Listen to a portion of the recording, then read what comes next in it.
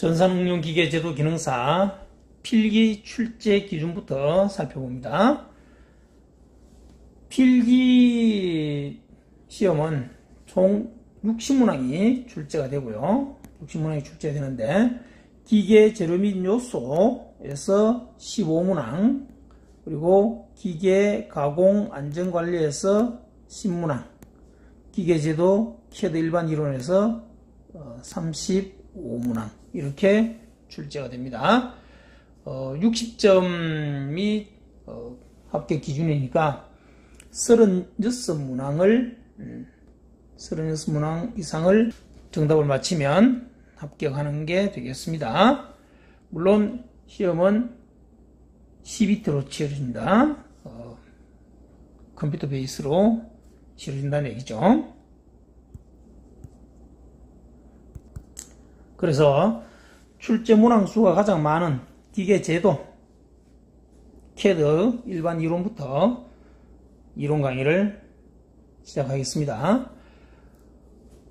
기출문제를 바탕으로 해서 출제 빈도가 높고 중요도가 높은 부분을 강조하는 방식으로 강의를 진행할 테니까 나머지 부분들은 여러분들이 제 구글 드라이브에 올려놓은 강의 자료를 다운받아서 꼼꼼하게 공부를 하셔야 됩니다.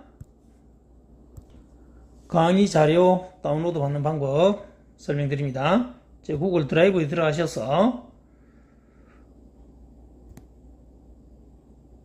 기계설계 자격증 실무 과정에 들어가시면 국가기술 자격 시험 자료라는 폴더가 있습니다. 여기 들어가시면 전산응용 기계제도 기능사 이론 쭉 각 과목별로 이렇게 폴더가 만들어져 있죠. 여기에 지금 강의할 강의 자료는 요 CAD 폴더에 들어가면 기계제도 이론의 제도란 무엇인가 이 파일을 여시면 되겠습니다.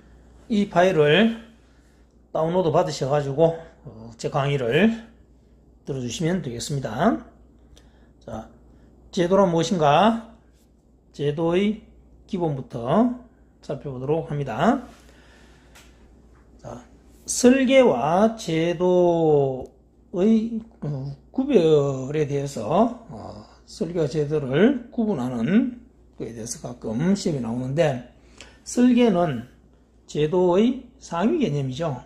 그러니까 설계라는 것은 내가 예컨대 자동차를 설계하겠다 하면은 자동차의 종류는 뭘 할 것인가, 세단으로 할 것이냐, 안 그러면 스포츠카로 할 것인가 하는 개념 설계부터 시작해서 요구 성능, 최고 속도, 안전 속도는 얼마로 할 것이냐, 그리고 안전 강도는 어떻게 할 것인가, 여러 가지 편의 사항은 어떻게 넣을 것인가, 그런 부분들을 종합적으로 계획하고 구상하는 걸 설계라고 하고요. 그 설계된 내용을 구체화시키는, 도면에 구체화시키는 과정이 제도다, 이렇게 보시면 되겠습니다. 선, 문자, 기호 등을 사용해서 도면을 작성하는 것을 제도라고 한다. 이렇게 설계와 제도를 구분해서 머릿속에 넣어 두시고요.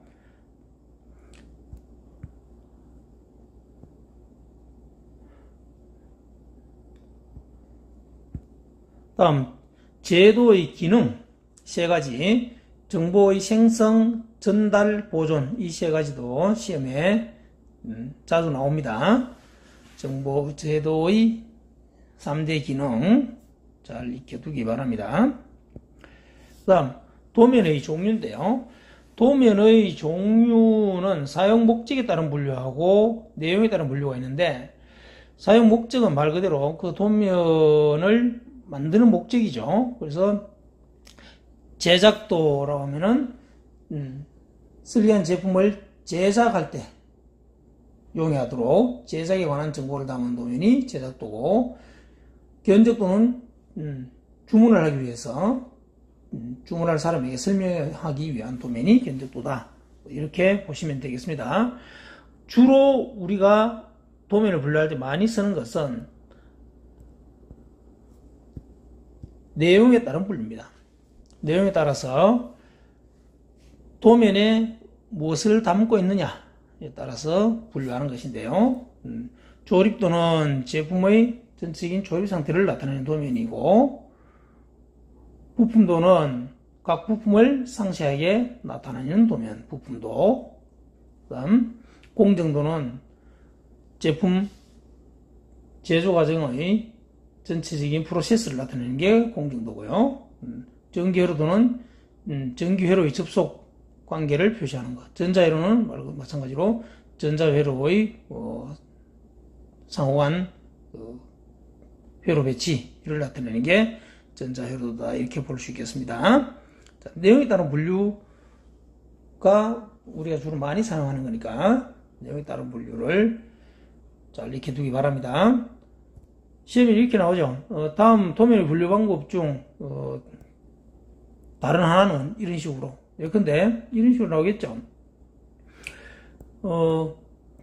부품도, 조립도, 상세도 세 가지 예를 들었고, 나머지 한 가지 예를 제작도를 넣는다든지 이런 식으로 해서 도면의 분류 방법이 다른 것은 아주 단순한 문제인데 이런 식으로도 문제가 가끔 나옵니다. 넘어가겠습니다. 자, 제도의 목적입니다. 도면을 작성하는 것은 설계된 내용을 명확하고 이해하기 쉽게 전달하는 게 목적이죠. 그래서 제도는 도면을 보는 사람이 설계자의 의도를 명확하고 정확하게 이해할 수 있도록 하는 것이 가장 중요하죠. 거기에 초점을 맞춰야 된다는 겁니다. 자, 도면의 구비 조건을 봅시다. 도면의 구비 조건 6가지. 자, 대상물의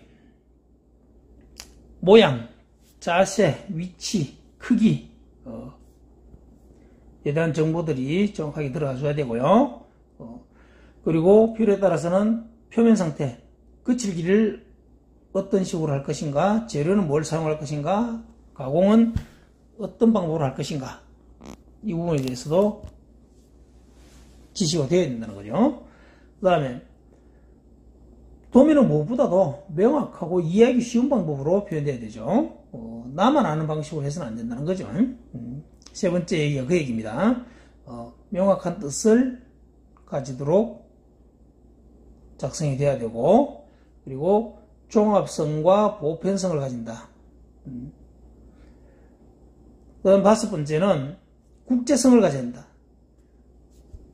도면을 작성한 사람이 일본 사람이든 미국 사람이든 전 세계 누가 그 도면을 받아보더라도 동일한 해석을 할 수 있고, 누가 보더라도 한눈에 도면의 내용을 이해할 수 있도록 해야 된다는 거죠. 그게 국제성이라는 겁니다. 그 다음에 6번째는 마이크로 필름 촬영 복사, 그리고 도면의 보존 검색 이용이 하도록 필요한 양식과 내용을 구현한다. 이건 무슨 내용이냐면은 도면을 작성하되 일정한 틀에 맞춰서 하라는 얘기입니다. 그래서 이 틀, 도면을 작성하는 기준, 규칙을 정해놓은 것이 바로 KSQ이죠. 우리 같은 경우에는 물론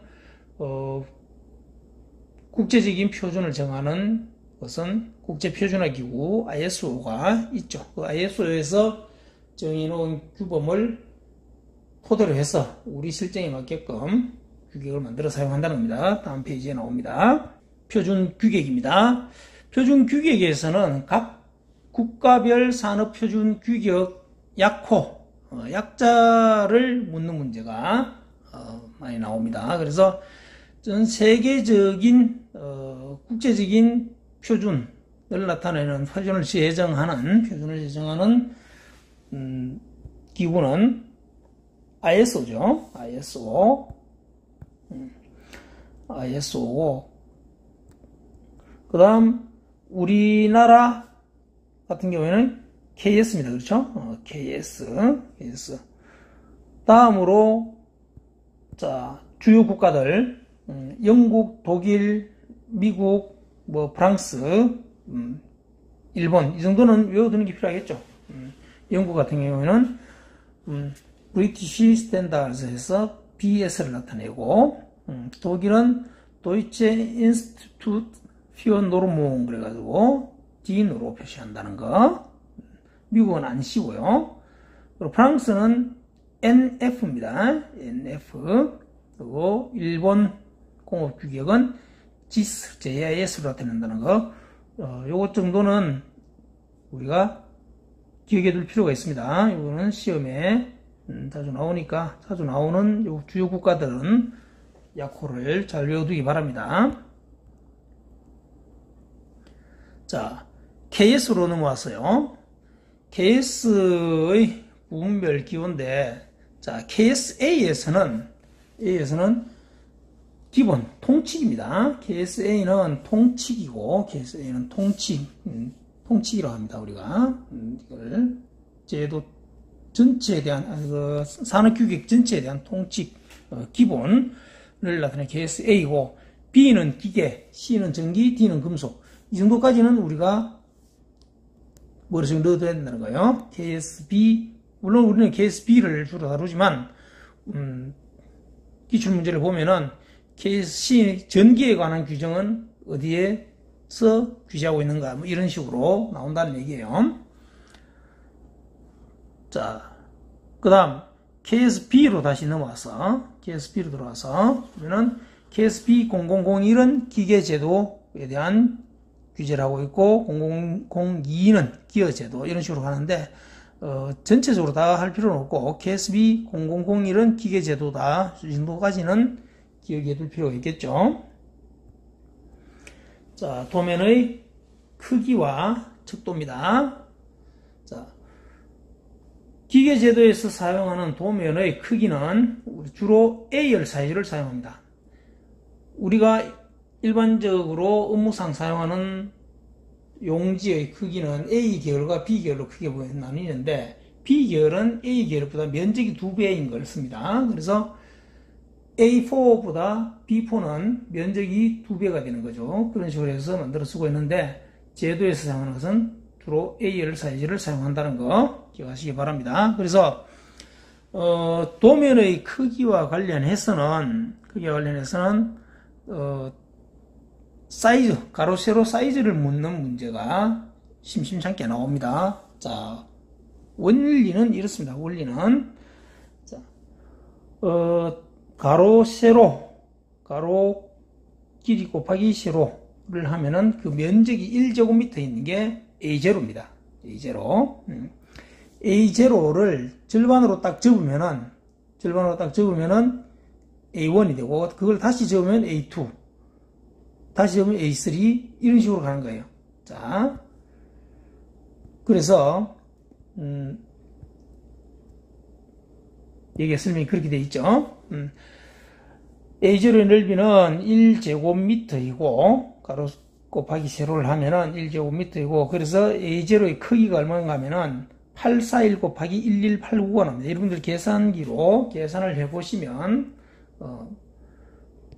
841mm죠. 841 곱하기 1189를 하면은 약 100만 가까이가 나올 거예요. 999만 9천 얼마 이렇게 나올 텐데, 이게 1제곱미터라는 얘기죠. 그래서 이 A0 용지를 가운데 절반을 딱 접으면, 이런 식으로 절반을 정확하게 접으면 A1이 되고요. 이렇게 절반을 정확하게 접는 거죠. 다시 그 A1을 절반을 접으면 A2가 되고, 그렇죠? A2를 다시 절반을 접으면 A3, A3를 다시 절반을 접으면 A4, 이렇게 되는 거예요. 그런 식으로 도면 규격을 만들어 놨다는 얘기입니다. 그래서 가로와 세로, 긴 쪽과 짧은 쪽과 긴 쪽의 길이 B는 1대 루트 2다. 이것도 시험에 가끔 나옵니다. 1대 루트 2라는 거. 이거는 원리가 이렇습니다. 비례식을 간단하게 시험에 보면 이렇게 되어 있죠. 자, 이쪽을 자, 긴 쪽을 A라고 칩시다. A라 치고 이것을 짧은 쪽을 B라고 두자내게요. 그러면은 이 절반 이거는 결국 2분의 A가 되겠죠. 그죠? 2분의 A. 자, 이렇게 두고 우리가 비례식을 가로 세로 비율은 반 접었을 때도 똑같아야 되니까. 그렇죠?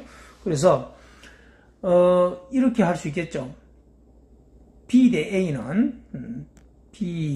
A는 그죠? 짧은 쪽하고 긴 쪽의 비율은 2분의 A 짧은 쪽이죠. 그 다음에 긴 쪽은 B죠. 그죠? B. 이렇게 비례식을 세울 수 있을 거예요. 그래서 이렇게 내항 외항을 각각 곱하면은 이렇게 되겠죠. B제곱은 2분의 A제곱이다. 이렇게 나올 수 있겠죠.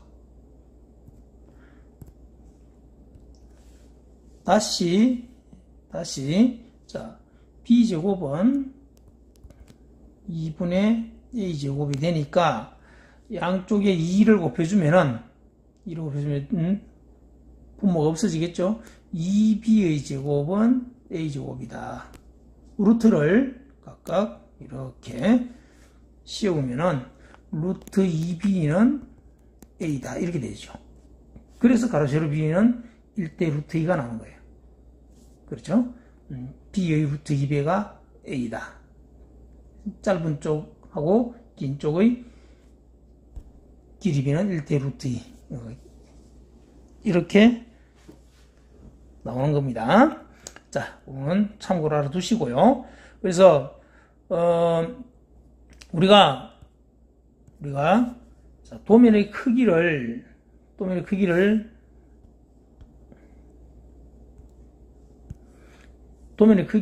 외우는 방법은 제일 쉬운 게 이겁니다. A4가 210 곱하기 297이죠. 210 곱하기 297. 이거는 머릿속에 넣어둬야 되죠. 이거는 웬만하면 알 거예요. 그러면 A4를 두 장 겹친 게 A3니까, 자, 보세요. 이 짧은 쪽을 곱하기 2 한 것이 A3의 넓은 쪽이 되겠죠. 그죠? 그리고 이거는 그대로 가고 이쪽으로. 그렇게 되는 거예요. A3에서 A2 되는 것도 마찬가지죠. 자, 넓은 쪽은 앞으로 가고 뒤에 짧은 쪽 곱하기 2에서 이쪽으로 가는 거죠. 297 곱하기 2 하면 594가 되는 거죠. 이런 식으로 된다는 거예요. 그래서 문제가 어떻게 나오냐면 A2 용지의 사이즈를 구하시오.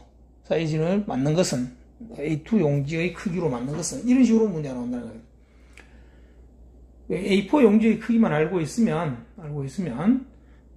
나머지 용지의 크기는 아주 쉽게 구할 수 있는 거죠. 그냥 이거는 서비스로 주는 문제인데도 어렵게 생각하면 놓칠 수 있는 문제입니다. 그래서 이런 문제는 아주 단순한 문제니까 이렇게 구하면 되겠습니다. 자, 그 다음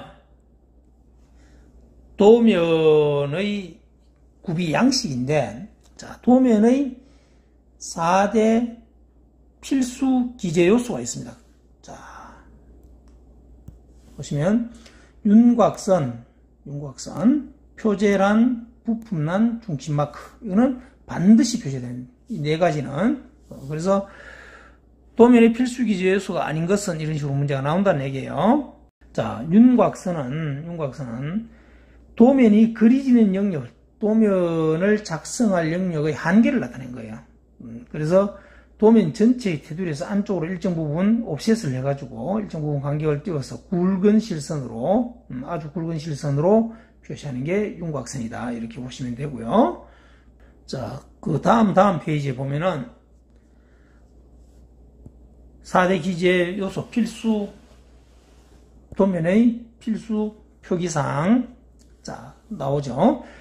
표제란은 도면 전체 이름표로 볼 수 있습니다. 표제란. 그리고 부품란, 부품에 대한 리스트죠. 그 다음에 중심마크, 윤곽선. 이 네 가지. 뭘 의미하는지 그림을 보시고 잘 익혀두시고요.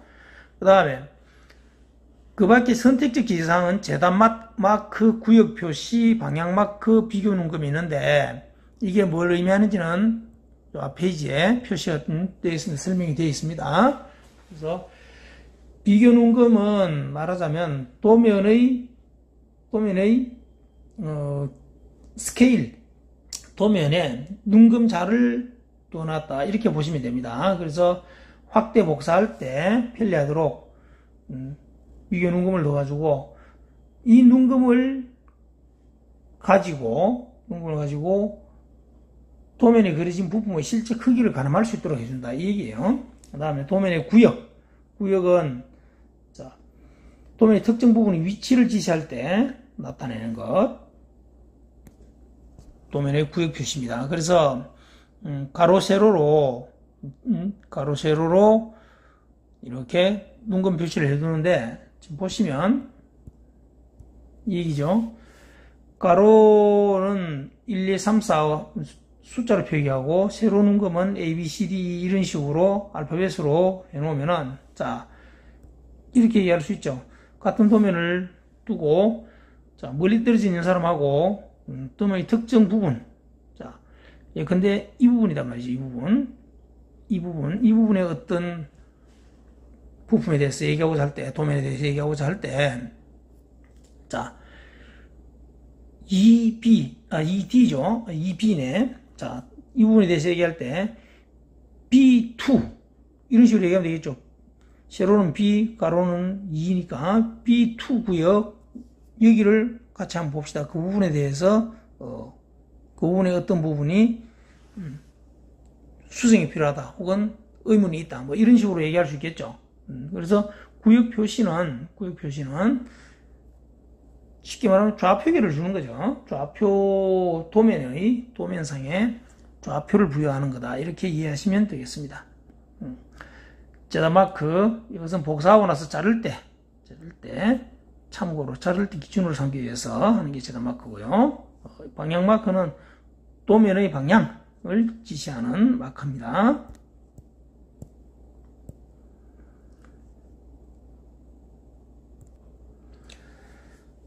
다음은 제도 규격에서 척도를 살펴보겠습니다. 척도, 스케일입니다. 자, 물론 경우에 따라서는 부품의 실제 크기와 똑같게 도면에다 그리는 경우도 있지만 대부분의 경우는 실제 부품의 크기와 도면에 그려진 크기는 다를 수밖에 없죠. 예컨대 뭐 30만 동급 유조선을 설계한다. 그러면 길이만 해도 300m 넘는 그 유조선을 동일한 크기로 도면에 그린다는 것은 사실상 불가능하겠죠. 반대의 경우도 마찬가지죠. 전자회로 같은 경우에 특히 반도체 설계도 같은 경우에는 수백만 분의 1mm 혹은 뭐 10억 분의 1, 뭐 요즘은 7나노, 10억 분의 7m라는 얘기입니다. 7나노, 5나노 공정 얘기를 하죠. 그렇게 미시한 선들을 표현하려고 그러면은 어마어마한 배율로 또 확대를 해서 도면에 그려야 회로를 그릴 수 있겠죠. 그래서 실제 크기와 똑같게 그리는 것은 현척이라 하고, 줄여서 그리는 것은 축척, 그리고 늘려서 실물보다 크게 그리는 것은 배척이라고 합니다. 그래서 그 개념만 이해하시면 되고요. 그래서 축척을 나타낼 때는 도면상의 크기를 앞에, 실제 크기를 뒤에, 그래서 외우는 것은 도실 이렇게 외우면 되겠죠. 도실. 그래서 도면상의 크기가 실제 크기보다 크면은 배척, 도면상의 크기가 실제보다 작으면은 축척 이렇게 되는 거죠.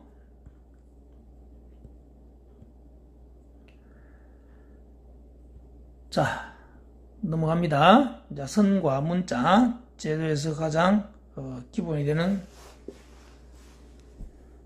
수단이죠. 선과 문자. 자, 도면을 그린다는 것은 결국 선을 표시한다는 것입니다. 그만큼 선은 중요한 역할을 한다는 얘기죠. 그래서 KS제도 규격에서는 선의 종류와 굵기별로 용도를 정해놨습니다. 내가 임의로 이 선은 여기에다 쓰겠다, 이 선은 저기에다 쓰겠다, 임의로 쓸 수 없다는 거예요. 각 선별로 정해진 용도와 규격이 있다는 겁니다. 그걸 지금 설명하는 겁니다. 자, 모양에 따른 분류, 실선, continuous line, 쭉 연결된 선이죠. 우리 일반적으로 그리는 선이고, 파선은 점선입니다. 그죠? 점선. 그리고 뭐 구체적인 규격에 대해서는 여러분들이 외울 필요가 없습니다. 1.쉐선은 이 쉐라는 것은 쉐사슬이라는 쉐선, 그죠? 체인이라는 뜻입니다. 쉐사슬, 사슬이라는 뜻이고, 영어로는 대쉬 다시라고 표시합니다. 대쉬 닷 이렇게 표기를 한다는 거죠. 그래서 1점 쉐선 그리고 2점 쉐선은 가운데 점이 2개 들어가는 게 2점 쉐선이고요. 쉐선이고, 자, 우리가 제도에 쓰는 선은 크게 이렇게 4가지를 많이 사용합니다. 실선, 파선, 1점 쉐선, 2점 쉐선. 자, 그 다음 굵기에 따른 분류, 가는 선, 굵은 선, 아주 굵은 선인데, 가는 선, 굵은 선, 아주 굵은 선의 비율은 1대 2대 4입니다. 이거는 기억해둬야 됩니다. 1대 2대 4다. 가는 선과 굵은 선과 아주 굵은 선은 굵기의 비율이라는 얘기입니다. 자, 그 다음, 각 선별로 용도를 한번 살펴보겠습니다. 굵은 실선은 외형선으로 사용하죠. 외형선. 보이는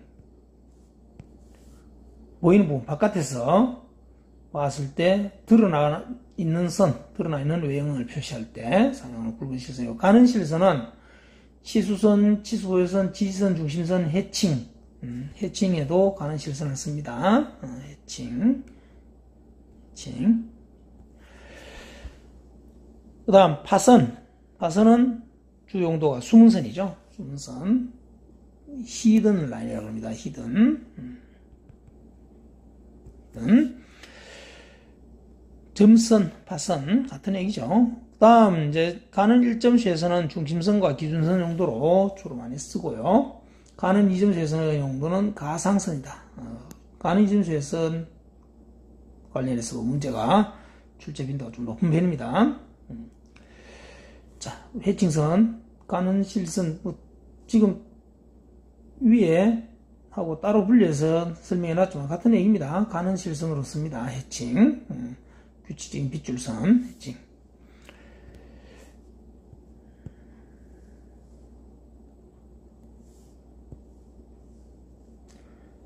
자, 다음은 문자인데, 문자의 크기에 대해서는 뭐 그렇게 시험에 자주 나오진 않는데, 가장 보편적인 문자의 크기는 3.15mm짜리를 쓴다는 거, 이 정도는 기억해 두세요.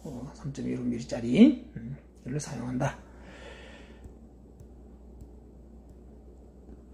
자, 이제 선의 종류별 용도를 이렇게 도표로 만들어 놨죠. 외형선, 치수선, 치수보선, 지시선 이런 것들은 가는 실선으로 사용하는데, 중심선 여기에 보시면 중심선은 가는 1점 쉐선으로 사용하는데 주로 쓰는데, 중심선도 가는 실선으로 표시하는 경우가 있습니다. 이거는 작은 원이라든지 혹은 원의 중심을 간략하게 도시할 때는 이렇게 가는 실선으로도 중심선을 나타낸다는 것 기억해 두시기 바랍니다.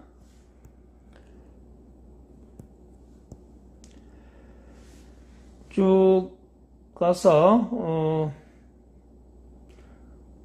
가는 1점 쉐선은 중심선과 기준선, 피치선의 용도로 쓰고요. 이거는 피치선이란 것은 동일한 모양이, 동일한 형상이 반복될 때 되풀이되는 도형의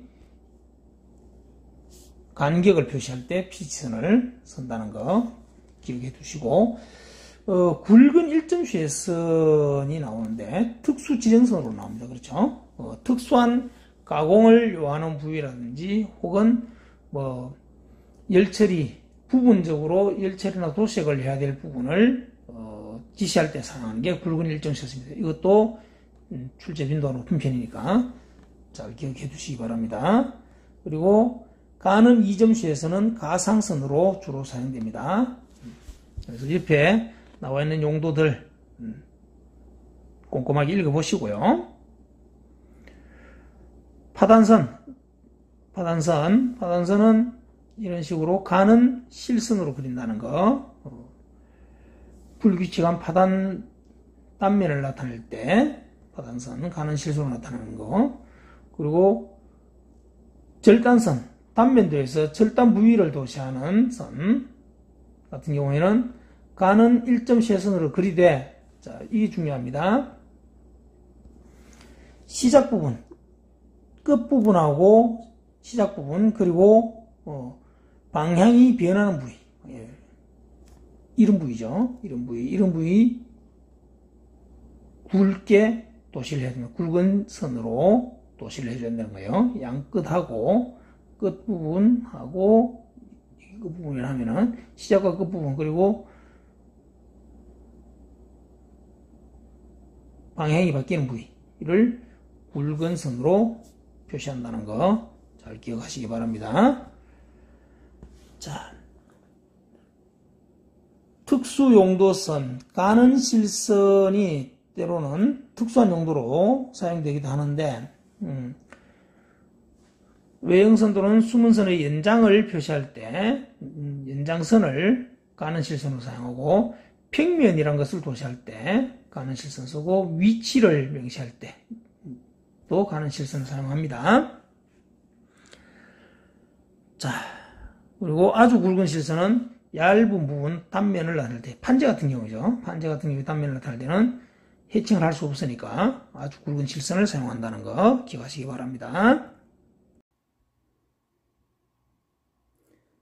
자, 선 종류별 실제 사용 예시입니다. 보시면 지금 선홍색으로 되어 있는 이 부분, 가상선이죠. 이 부분. 예. 자, 레버의 원래 노멀한 상태에서 레버의 위치는 이거죠. 이게 원래 레버의 위치인데, 레버의 운동 범위가 여기까지 맥시멈으로 움직이면 여기까지 움직일 수 있다는 걸 나타내기 위해서 가상선으로 최대한 레버가 움직였을 때의 위치를 도시해 놓은 거예요. 이럴 때 사용되는 게 가상선이고요. 그리고 지금 아주 굵은 실선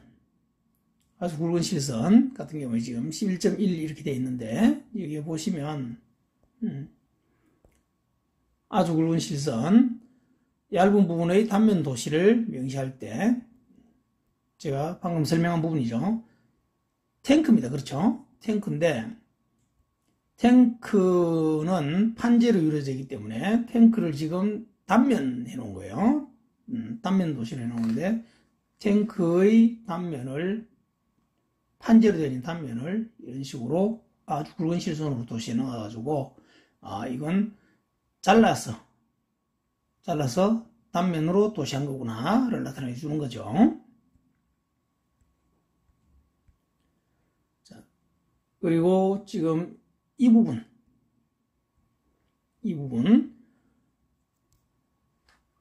사각형 안쪽에 가는 실선으로 대각선을 이렇게 그어놨죠. 이건보다 이 면이 평면이라는 것을 나타내 주는 거예요. 이것도 시험에 자주 나오는 부분입니다. 선의 사용 예시 전체 그림을 보시면서 옆에 도표와 비교하면서 이럴 때 이런 용도로 쓰는구나 하는 것을 잘 익혀두기 바랍니다.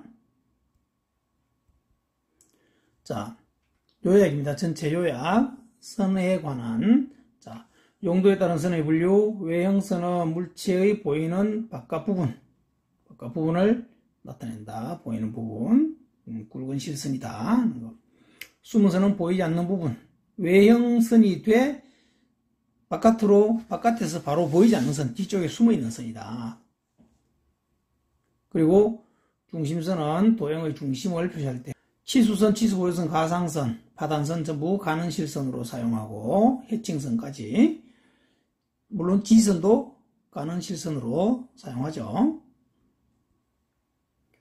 자, 이 그림은 동일한 위치에 선들이 중첩될 때 우선순위를 나타내는 겁니다. 이것도 시험에 자주 나옵니다. 당연히 외형선이 가장 우선순위가 높고요. 그 다음에 숨은선, 절단선, 중심선이다. 적어도 1번, 2번, 3번, 4번까지의 순서는 머릿속에 잘 넣어두셔야 됩니다.